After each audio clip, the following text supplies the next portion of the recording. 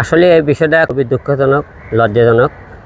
আপনারা সবাই জানেন জুলাই ছাত্র হত্যার এই জায়গাতে আমি কোনো জায়গায় ছিলাম করে জ্বালাও পোড়াও, কোনো জায়গায় ছাত্রকে করে মারাও, কোনো জায়গায় পোড়াও, কোনো হত্যাকাণ্ডের সাথে আমি জড়িত আছি কি না আপনাদের কোনো ভিডিও ফুটেজ দেখাতে পারেন কেউ যে না হিরো আলম এই জায়গার ছাত্রদের বিপক্ষে ছিল, তা আপনারা যেটা শাস্তি দেবেন মাথা বেছে নেব।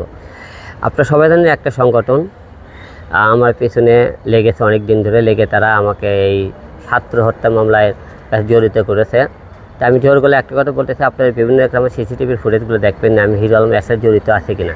আমি যদি জড়িত থাকি অবশ্যই আপনারা এর শাস্তি মাথা বেটে নেব, আর যদি জড়িত না থাকি আপনারা অবশ্যই আমাকে নিয়ে যারা সম্মানহানি করতেছে, আমার সম্মান যারা নষ্ট করতেছে, অবশ্যই তাদের বিরুদ্ধে কিন্তু মানহানি মামলা করতে বাধ্য হব, কারণ তারা আমার সম্মান নিয়ে খেলতেছে এই বিষয়টা নিয়ে। তারা আমার নামে আর কি করেন, তারা অভিযোগ করেছে, সেই অভিযোগগুলো তো সব কাগজপত্রে উঠাইতেছি। ওঠানোর পরে স্যার উকিল সাথে আমার কথা হয়েছে, এটা নিয়ে তারা কথাবার্তা বলেছে যে এটা তো তারা, আমি তো ডাইরেক্ট ওপেন চ্যালেঞ্জ করছি, তা আপনারা আমার বিরুদ্ধে যে অভিযোগটা করেছেন অভিযোগটা আপনারা সাক্ষী প্রমাণ আপনারা প্রমাণ করুন, না হলে আপনাদের বিরুদ্ধে আমি ব্যবস্থা নিতে বাধ্য হব। আসলে শিল্পী সমিতি আমাকে বয়কট করার কি, তারা কি শিল্পী সমিতিতে আমাকে কোনো শিল্পী সমিতির সদস্য করছে তো তারা আমাকে বয়কট করবে? আমি শিল্পী সমিতি তারা বয়কট করার কোনো অধিকার রাখে না। আমাকে তো কেউ বয়কট করতে চায় প্রদেশ সমিতি থেকে বয়কট করতে পারবে, শিল্পী সমিতি থেকে বয়কট করতে পারবে না, কারণ শিল্পী সমিতি আমি সদস্য না, কারণ শিল্পী সমিতির সদস্য পর তারা করেনি।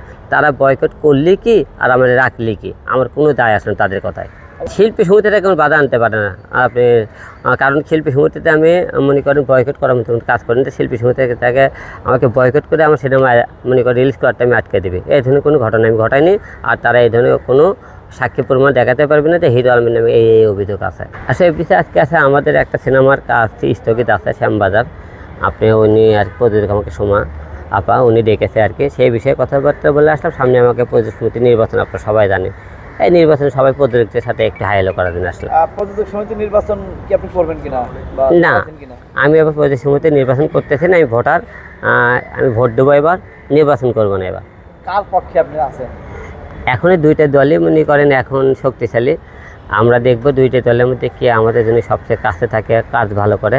যেহেতু অনেক দিন পরে ভোটার, আমি নতুন ভোটার, অবশ্যই দেখে শুনে কাউকে ভোটটা দেবো।